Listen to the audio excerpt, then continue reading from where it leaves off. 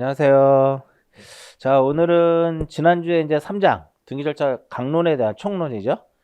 등기 절차 총론에 대한 큰 틀을 한번 설명해 드렸고, 이번 주에는 역시 이제 등기 절차 총론에 대해서 아주 깊은 내용은 아니에요. 깊은 내용은, 왜냐면 지금 현재 우리가 하고 있는 과정은 입문 과정이기 때문에, 입문서 자체가 아주 그 많은 내용을 담고 있지 않기 때문에, 입문 과정에서는 꼭 여러분들이 어떠한 그 지적의 어떤 큰 틀, 그다음에 등기는 등기 어떤 큰 틀을 이제 보는 그런 과정이라고 생각하시고 공부를 이제 하시면 되겠고, 이제 가장 중요한 건 우리가 이제 기본서가 나오면 1월부터 이제 진짜 이제 제대로 된 수업이 이제 진행이 되는 거죠. 그렇다고 입문 과정이 뭐 필요 없는 과정은 아니고요. 처음 공부하시는 분들은 전체적인 어떤 과목에 대한 이해를 하기 위한 어떤 좋은 이제 수업이라고 보여지고요. 그 다음에 이제 뭐 기존에 공부를 했던 분들은 다시 한번 자기가 부족했던 부분을 좀 체크하시고 이제 마음을 좀 이제 가다듬는 이제 그런 과정으로 보시면 될 것 같아요. 자, 등기절 총론. 자, 등기는 항상 절차법이에요. 그래서 절차법이기 때문에 항상 머릿속에 절차를 꼭 생각하시라 이거예요. 민법의 어떤 개념을 좀 더 이렇게 추가하게 되면 등기법을 좀 수월하게 공부할 수가 있어요. 자, 등기는 신청을 하게 되면 무엇을 하도록 되어 있어요? 접수를 하도록 되어 있고, 접수를 하게 되면 등기관이 이제 심사를 하도록 되어 있고, 심사를 하게 돼서 심사를 하고 나면 만약에 29조 등기법 제 29조가 바로 무엇이냐면은 29조가 각하사유예요. 이 각하라고 하는 것은 등기관이 등기 기록, 등기부에 그 등기 기록에 기록하는 것을 거부하는 그 행정처분을 각하다라고 얘기를 하죠. 그러니까 여기에 29조가 1호부터 11호까지가 있으니까 여기에 해당이 되면 무엇을 하면 되고, 등기관 이를 각하를 하면 되고, 각하 사유에 해당하지 않으면 이것을 무엇을 하도록 되냐면 기록을 하더라. 이때 각하와 기록이 무엇하게 되면 각하가 부당했다, 기록이 부당했을 때 우리가 할 수 있는 것이 바로 무엇이냐면 이의신청이에요. 이의신청. 자, 이렇게 등기관이 기록을 하잖아요. 그러면은 하고 나면은 후속으로 조치할 사항들이 있더라. 후속 조치할 사항들이 존재하는데, 지난번에도 말씀드렸듯이 몇 개가 있다 그랬어요. 총 4개가 있다 그랬죠. 어떤 권리를 취득하게 되면 권리자임을 확인시켜 주는 거, 그걸 무엇이라 한다? 등기필 정보라고 해요. 등기필 무엇? 정보. 등기필 정보를 무엇을 해서? 작성을 해서 교부 또는 무엇을 한다? 통지하더라 이겁니다. 직접 등기소에서 이렇게 방문해서 등기를 할 때는 이제 교부한다라고 하는 의미를 쓰고요. 전자신청을 할 때는 통지한다라는 말을 이제 쓰는 거죠.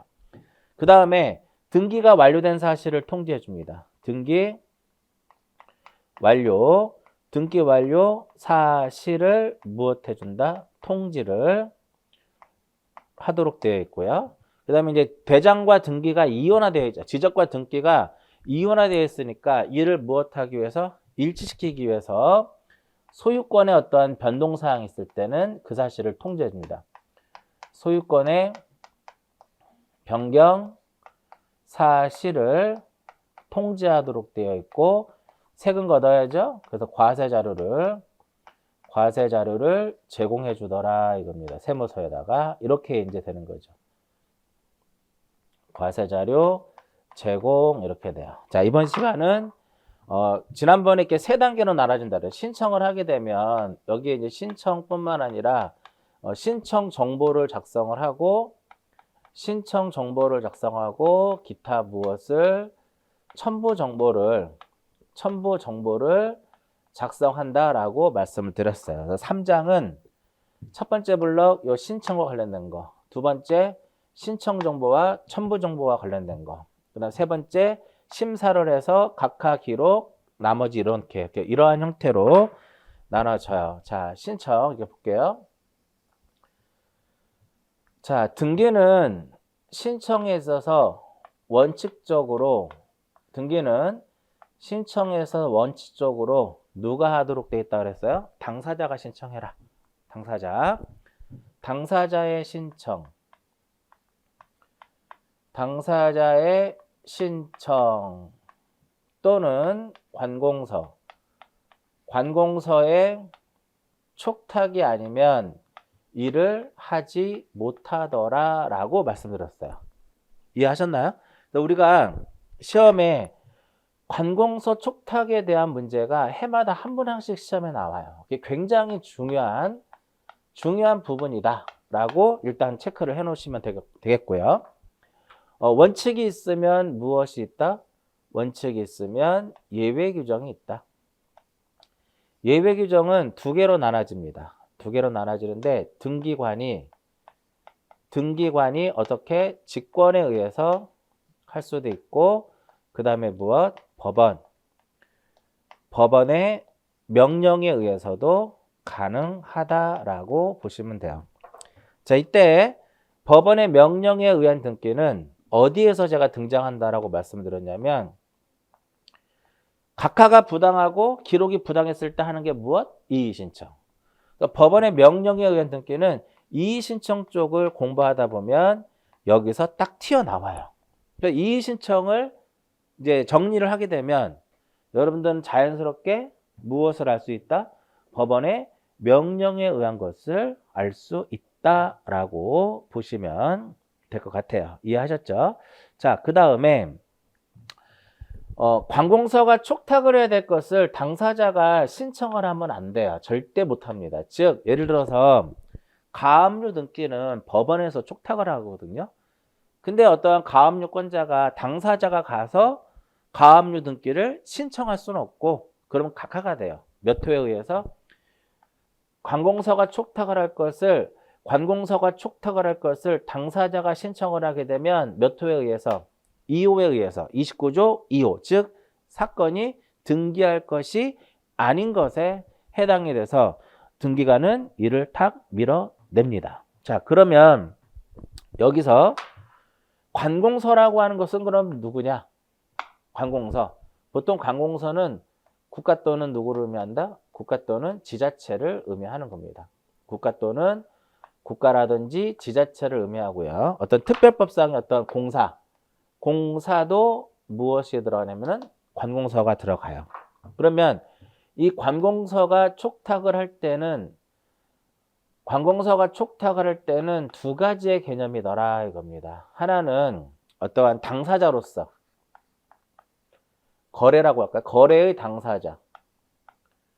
거래의 어떠한 당사자로서 등기를 신청할 때, 등기가 이루어질 때 당사자로서의 어떠한 역할, 그 거래의 주체가 되겠죠. 거래의 주체로서 등기를 촉탁하는 경우가 있고, 그 다음에 두 번째로는 교재에도 나와 있듯이 공권력의 어떠한 주체로서 등기를 무엇하는 경우가 있다? 촉탁하는 경우가 있더라 이겁니다. 즉 공권력의 주체가 돼서 그 촉탁하는 경우는 가압류, 가처분, 압류, 경매 이런 것들을 얘기하는 겁니다. 그럼 요거 한번 설명해 드릴까요? 거래의 어떤 주체, 거래의 당사자로서 촉탁하는 경우는 이제 교재에 나와 있지 않지만 어떤 내용이냐면은 A가 소유하고 있는 이 부동산을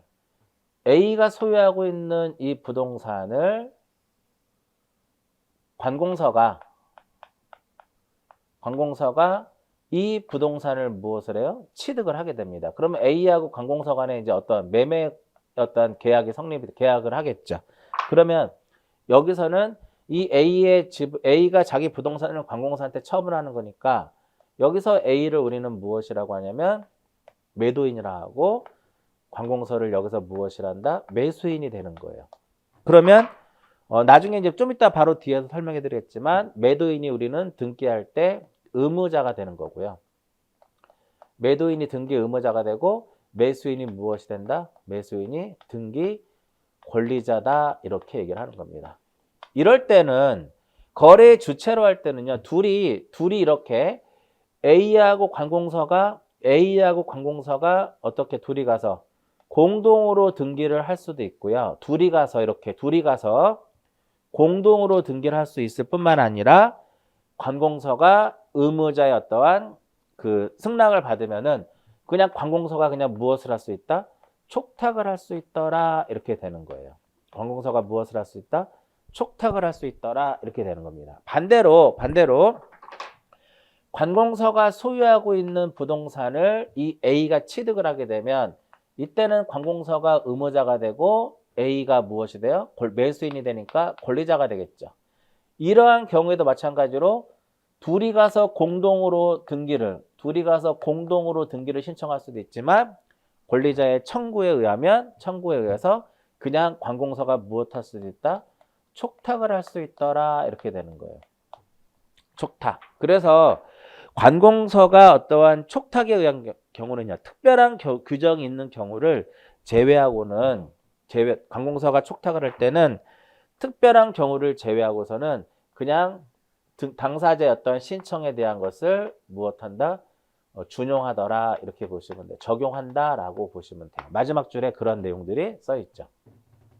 그래서 관공서는 여러분들이 생각하기로는 관공서는 우리가 믿을만 하잖아요. 그죠? 그렇기 때문에 관공서가 촉탁을 할 때는 많은 예외 규정이 있습니다. 관공서가 촉탁을 할 때는 여러 개의 어떤 예외 규정이 있더라 이겁니다. 대표적으로 뭐냐면은 출석주의의 예외예요. 출석하지 않아도 됩니다. 즉 여기서 출석의 의미는 무엇이냐? 여기서 출석의 그 의미는 뭐냐면 등기소에 문을 열고 들어가서 등기관에게 등기를 신청하는 개념이에요. 근데 그럼 왜 관공서가 촉탁을 할 때는 출석의 예외냐? 관공서는 우편물로 보내줘야 돼요. 우편으로도 등기가 무엇하기 때문에 우편으로도 등기를 촉탁할 수 있기 때문에 출석주의의 예외가 되는 거고요. 관공서가 촉탁을 할 때는 뭔가 불일치하더라도 나중에 나올 거 뭔가 불일치하더라도 등기를 해줍니다. 또한 등기필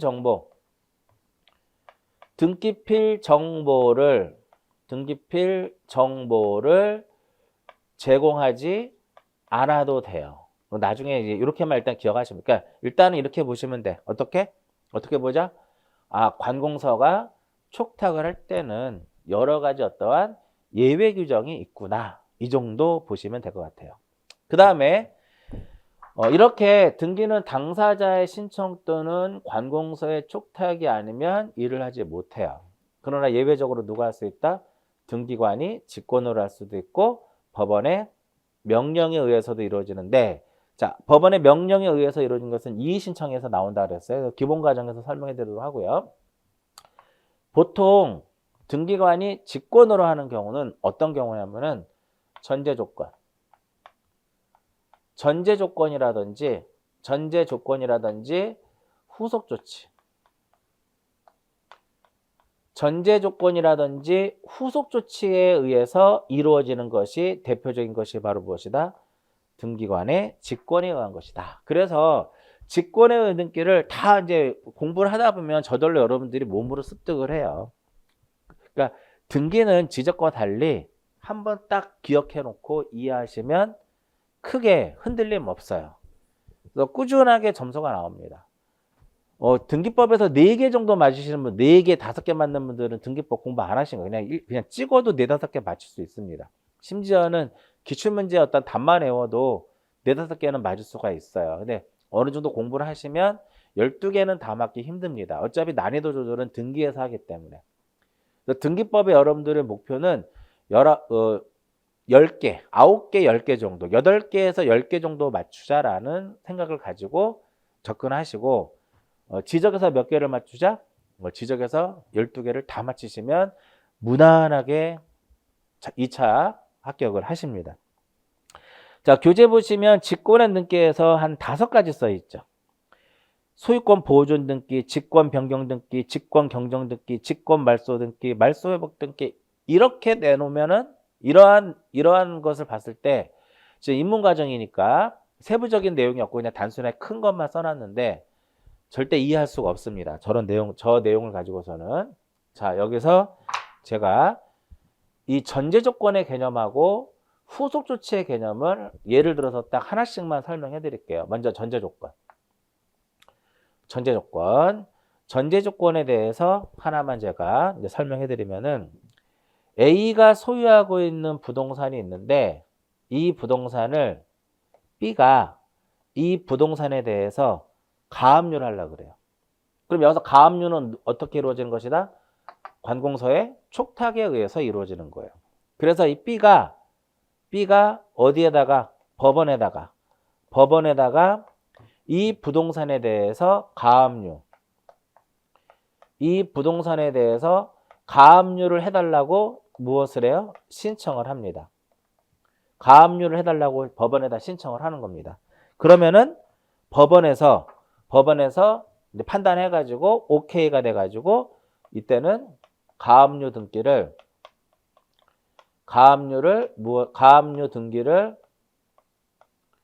촉탁을 합니다. 촉탁을 해요. 어디에다? 등기소에다 촉탁을 하는 거죠. 그러면 이제 촉탁을 받은 등기관은 이 부동산에 대해서 법원으로부터 가압류 등기를 촉탁받았으니까 등기 기록, 즉 갑구에다가 이것을 무엇해야 된다? 기록을 해야 되는데 이 부동산이 등기가 되어 있지 않는 미등기 부동산이더라 이거예요.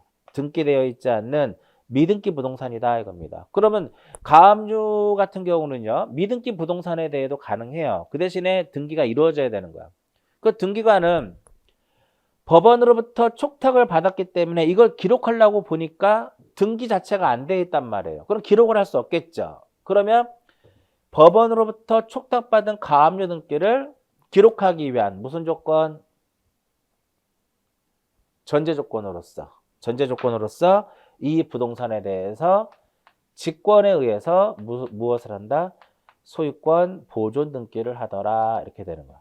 원래 소유권 보존 등기는 단독 신청이에요. 단독 신청. 근데 이렇게 법원으로부터 어떠한 가압류의 촉탁, 그러니까 넓은 의미의 법원으로부터의 처분 제한의 등기를 무엇받으면 촉탁을 받았을 경우에는 이것이 만약에 미등기 부동산이면은 촉탁받은 등기를 기록하기 위한 전제 조건으로서 직권으로 무엇을 한다? 보존 등기를 하는 겁니다. 그럼 이거는 무슨 조건? 전제 조건이라는 거죠. 자, 후속 조치에 대해서 한번 설명해 드릴게요. 후속 조치. 여기다 쓸까요? 후속 조치의 개념 하나 설명해 드릴게요. 자, 1번에 을구죠. 전세권 설정 등기가 이제 되어 있습니다. 이때 전세권자는 A가 되고 설정자는 무엇이 된다? 설정자는 B가 됩니다. 이때 1-1의 저당권 설정 등기가 격려가 된 상태예요. 이때 저당권자는 누가 된다? C가 되더라 이겁니다. 자, 지난번에 제가 이런 얘기 한번 해드린 적 있어요. 얘가 주등기고 얘는 무엇이다? 부기등기다. 보통 소유권을 목적으로 하면 주등기가 되는 것이고 소유권 이외의 권리를 목적으로 하면 부기등기다. 그죠? 자, 이때 전세권의 존속기간이 2021년 12월 13일이에요. 그럼 존속기간이 만료가 되면 전세권이 소멸하기 때문에 무슨 등기를 해야 된다? 말소 등기를 해야 돼. 기간이 종료됐으니까. 그럼 말소 등기는 A랑 B랑 둘이 가서 한단 말이에요. 그러면 이 주등기가 말소가 되면 부기등기는 살아남을 수 없기 때문에 이때 우리가 이 C를 무엇이라고 하냐면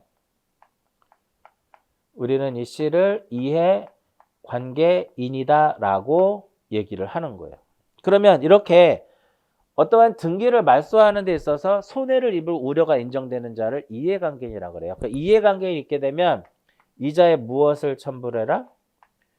이자에 승낙서가 들어와야 됩니다. 승낙서가 들어와야 돼요. 그래서 2번 해가지고 1번에 전세권이 무엇이 됐다? 전세권이 말소가 됐어요.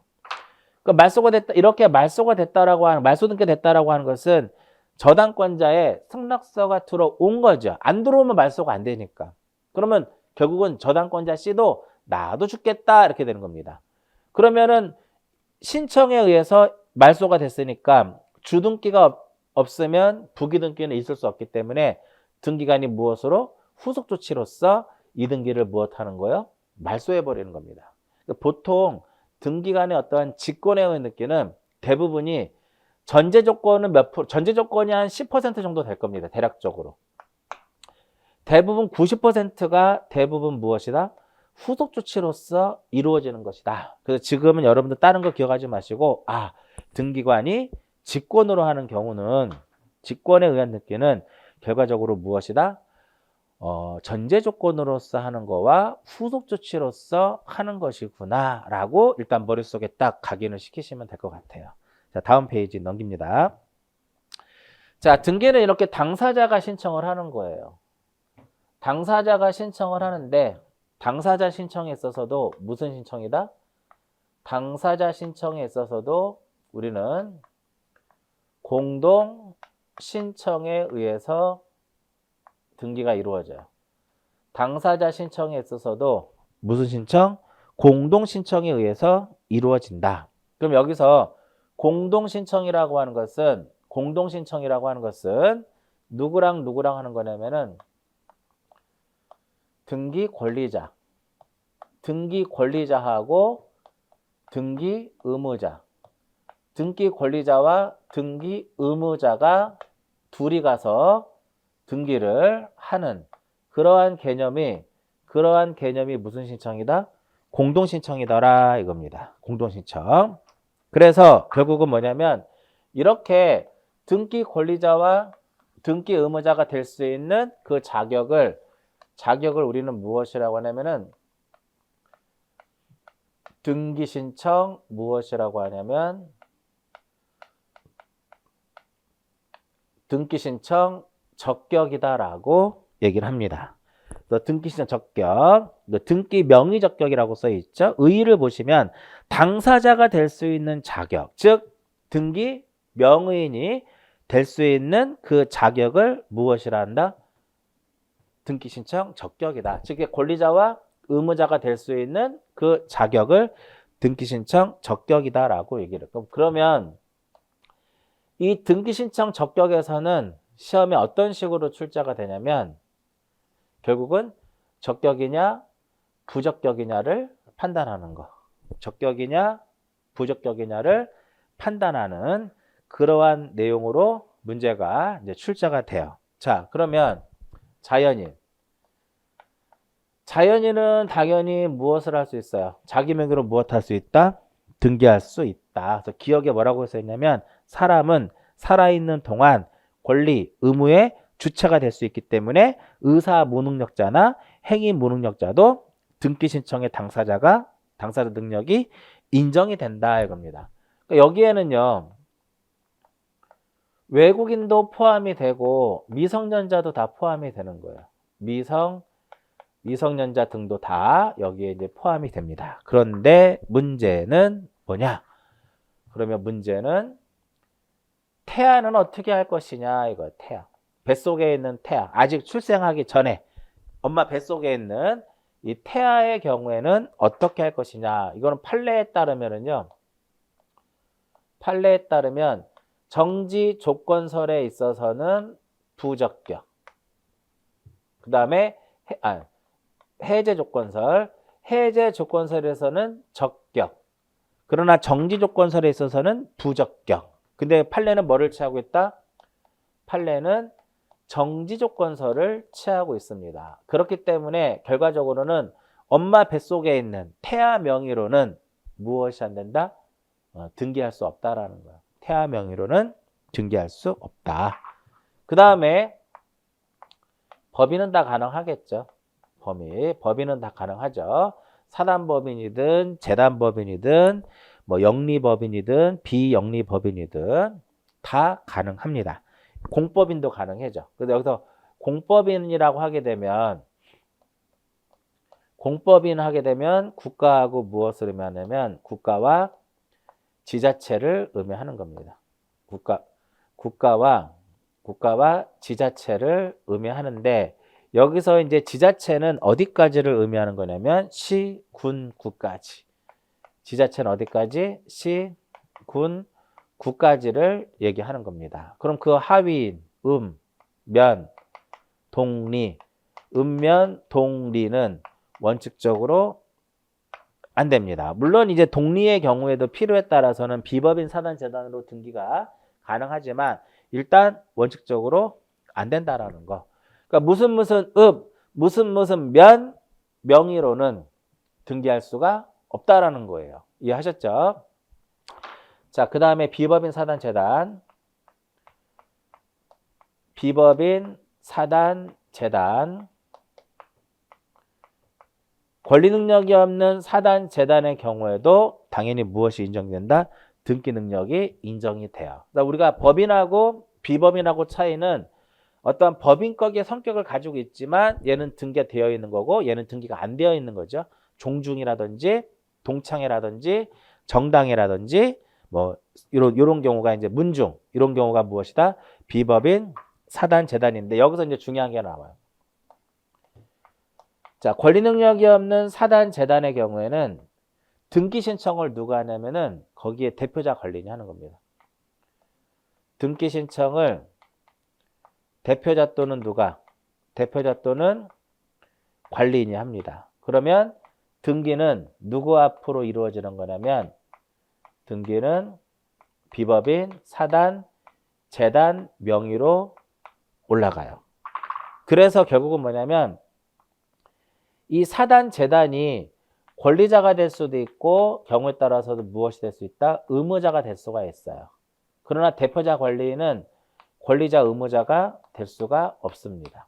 오로지 비법인 사단 재단의 경우에는 대표자 관리인은 등기를 무엇하는 역할? 신청하는 역할만 하는 거야. 그 등기는 누구 앞으로? 사단 재단 앞으로 이루어진다라는 거. 그 다음에 학교 명의로는 절대적으로 등기할 수가 없어요. 사립학교든 국립학교든 뭐 공립이든 절대 학교 명의로는 등기할 수 없다. 그 이유는 하나의 시설물로 보기 때문에 그래요.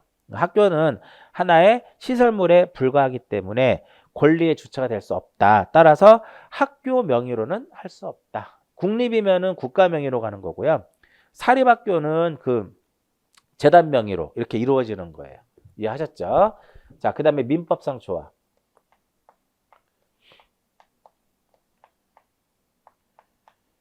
자, 민법상 조합의 경우에는 조합 명의로 등기할 수가 없습니다. 민법상 조합은 합유의 등기로 하도록 되어 있어요. 합유자 전원 명의로 합유의 등기를 하도록 되어 있어요. 조합 명의로는 등기할 수 없다. 그런데 특별법상의 조합이 있어요. 특별법상의 조합 농협은 농협 명의로 무엇이 가능하다? 등기가 가능합니다. 이때 농협은요 법인이에요. 법인. 그래서 이렇게 기억하시면 돼요. 민법상 조합은 조합 명의로 할 수 없다. 아시겠죠? 이렇게 해서 기억하시면 되겠고. 그래서 여기서 등기 신청 적격에서는 이 등기 신청 적격에서는 적격이냐 부적격이냐 이것을 무엇하는 것? 이것을 구분 정도만 할 수 있으면 된다라고 보시면 됩니다. 자, 그 다음에 등기 신청의 당사자라고 나와 있어요.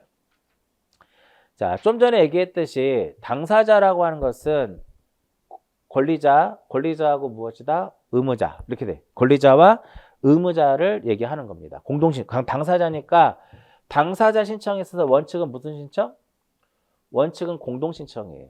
공동신청. 따라서 등기 권리자와 등기 의무자가 둘이 가서 등기를 신청하는 것인데, 자, 등기법에서 시험에 나오든 시험에 출제가 되지 않던 가장 기본적으로 우리는 무엇을 알아야 된다?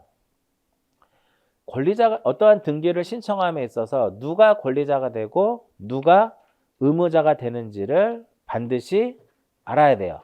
이것을 모르게 되면 공부가 안 되는 거죠. 이걸 모르게 되면.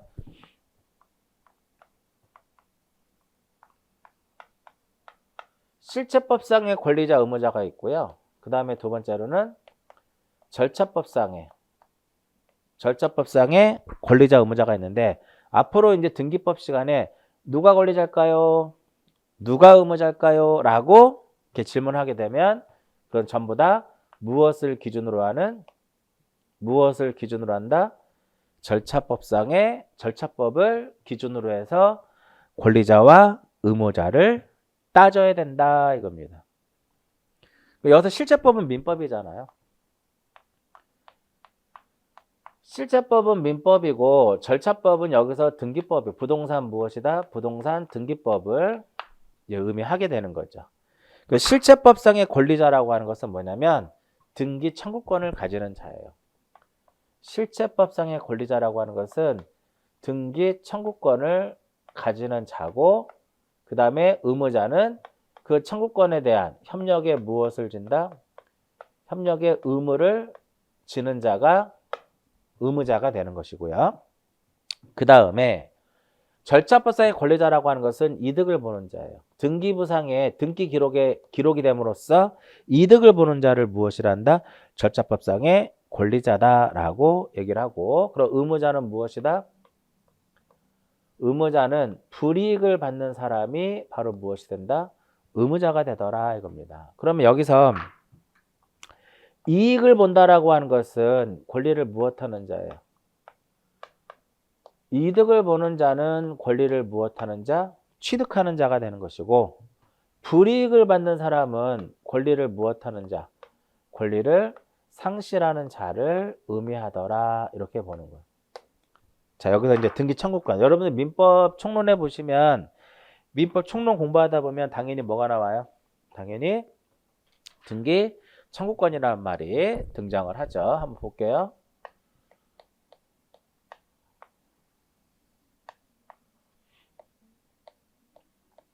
자, A하고 이제 B하고 이제 매매 계약이 이루어집니다. 이때 여기서 A가 매도인이고요.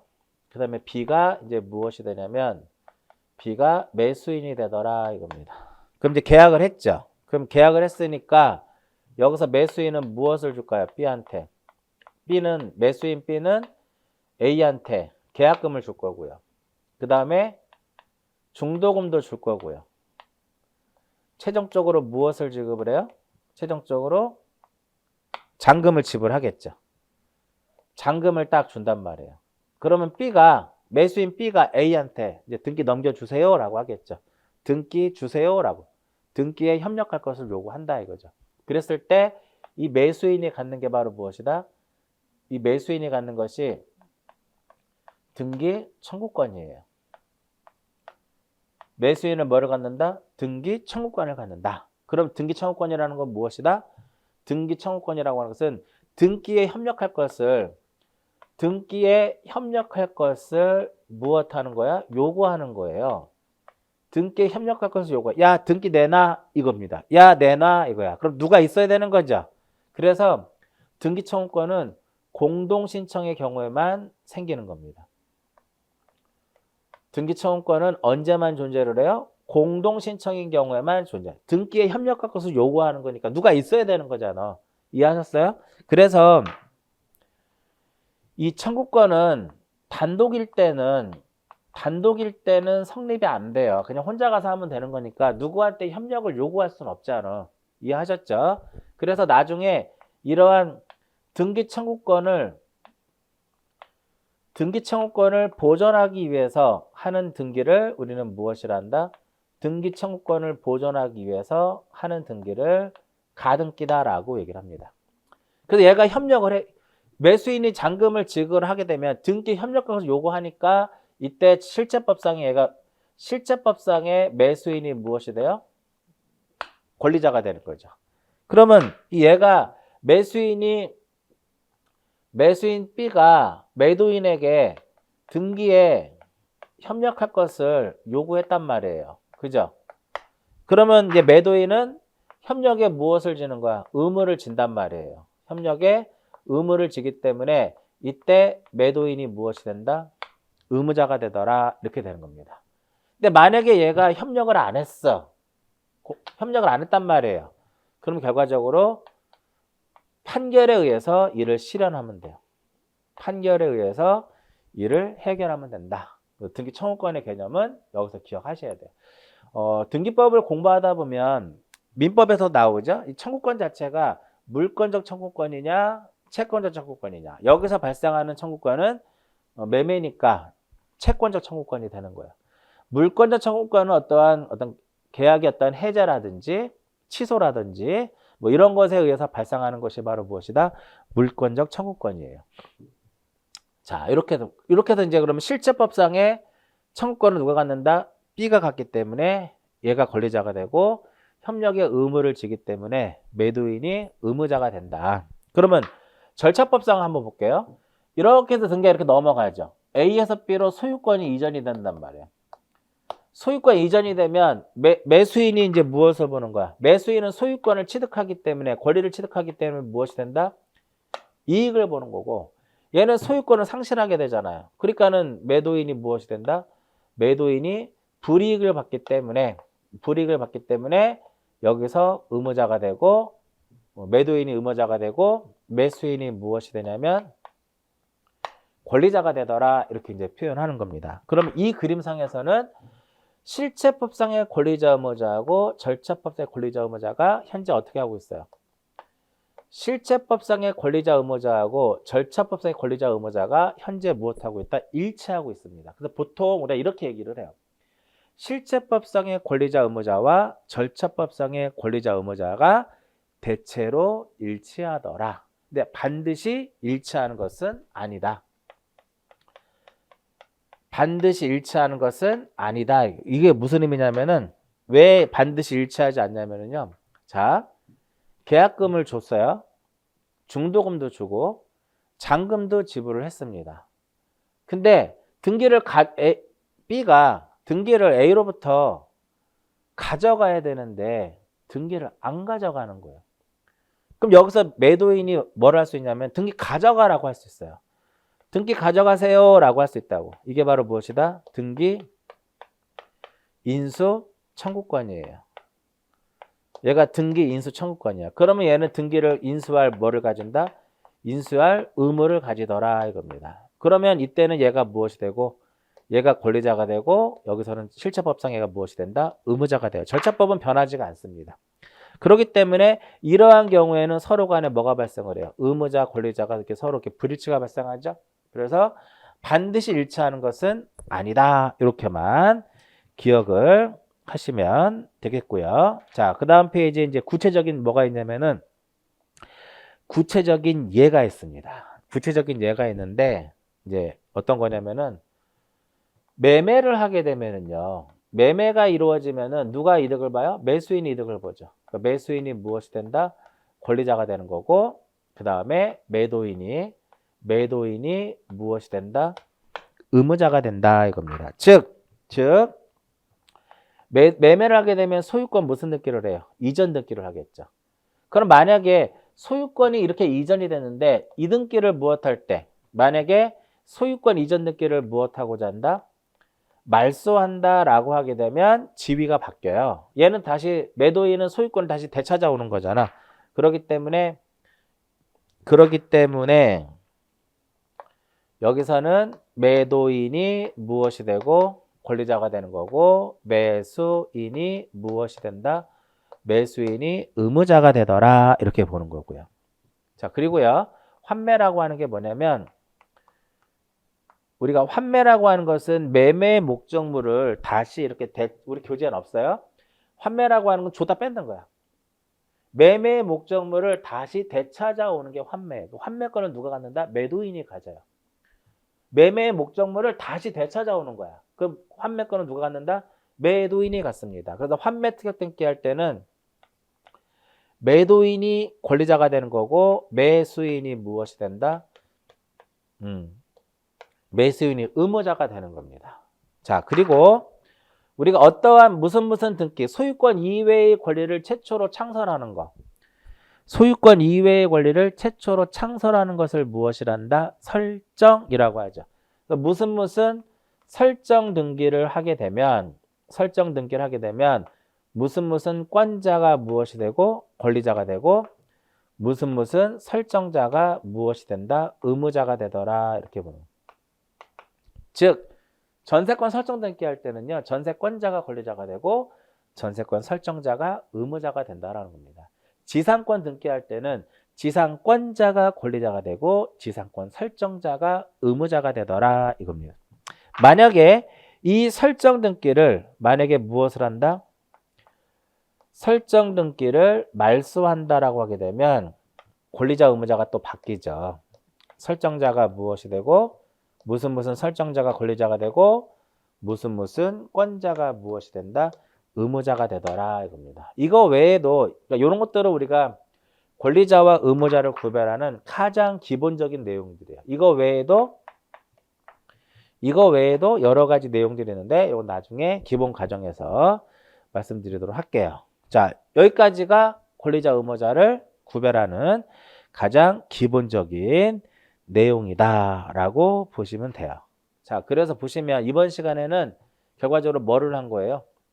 신청의 큰 틀을 한 번씩 보여드린 거죠. 이렇게.